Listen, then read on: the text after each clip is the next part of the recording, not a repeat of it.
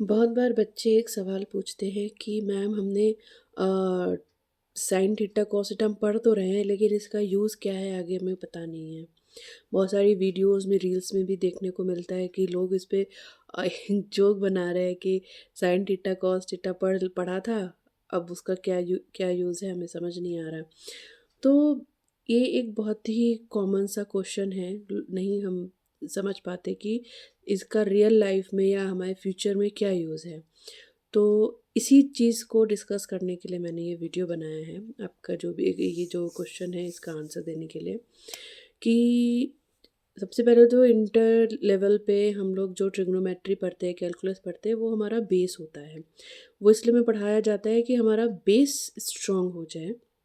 उसके बाद हम अगर जिस भी फ़ील्ड में जाना चाहते हैं, वहाँ पे अगर उसकी ज़रूरत है तो उसके अकॉर्डिंग हम उसको यूज़ कर सकते हैं।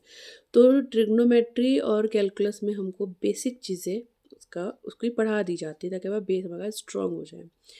तो अगर आप आर्किटेक्ट बनना चाहते हैं, आप कंस्ट्रक्शन करना चाहते हैं, ब्रिजेज़ है, बिल्डिंग्स हैं, आप घर बना रहे हैं तो छत का स्लोप है, जहाँ पर हमें प्रॉपर एंगल कैलकुलेट करना पड़ता है या फिर स्टेबल ट्रायंगुलर स्ट्रक्चर बनाना होता है, तो वहाँ पे ट्रिग्नोमेट्री की ज़रूरत पड़ती है। तो हमें ट्रिग्नोमेट्री की नॉलेज होनी चाहिए।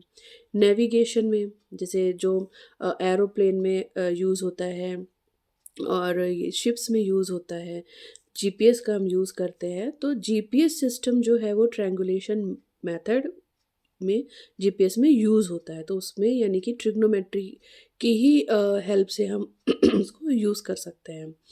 तीसरा अगर हम बात करें कि प्रोजेक्टाइल मोशन यानी कि फिज़िक्स या इंजीनियरिंग में, वहाँ पर प्रोजेक्टाइल मोशन हो गया, साउंड वेव्स या लाइट वेव्स हो गई, या फिर इलेक्ट्रिसिटी में एसी करंट हो गया, एसी वेव होगी। तो एसी जो वेव होती है वो ऐसे चलती है, जो साइन का जो ग्राफ होता है, साइन थीटा का जो ग्राफ होता है ऐसे करके, उसके जैसा जो इलेक्ट्रिसिटी में एसी वेव्स होती है, एसी करंट होती हैं।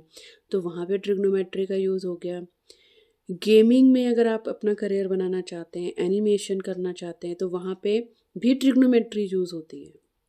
हम सोच नहीं सकते लेकिन वहाँ पे भी ट्रिग्नोमेट्री यूज़ होती है, जहाँ पे हम 3D गेम में करैक्टर का मूवमेंट्स, कैमरा एंगल एडजस्ट करना, ग्राफिक डिज़ाइन में रोटेशन और एंगल्स करना को देखना, तो ये सारा ट्रिग्नोमेट्री का ही एक पार्ट है। बिना ट्रिग्नोमेट्री के हम ये नहीं कर सकते हैं।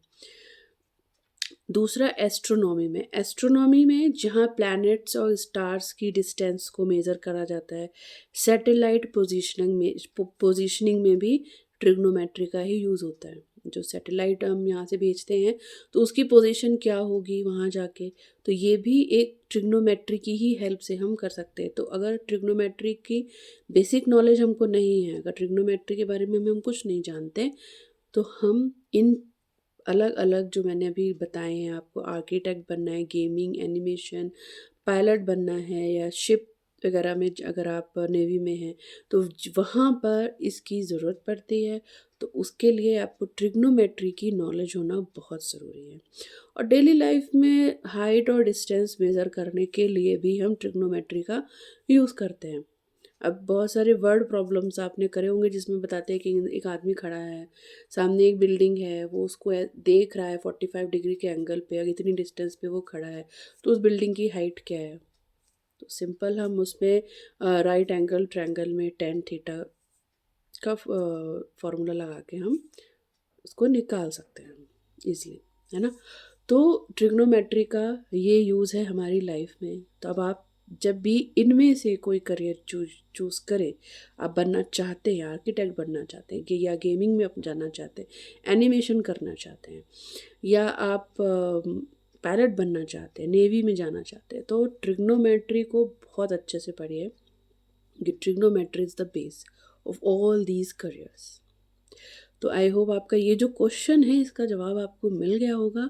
और आपसे भी अगर किसी ने ये सवाल पूछा है कि ट्रिग्नोमेट्री का यूज़ कहाँ है, तो उसको ये वीडियो ज़रूर शेयर कीजिएगा। और ये वीडियो आपको कैसी लगी इसको मुझे कमेंट सेक्शन में ज़रूर बताइएगा।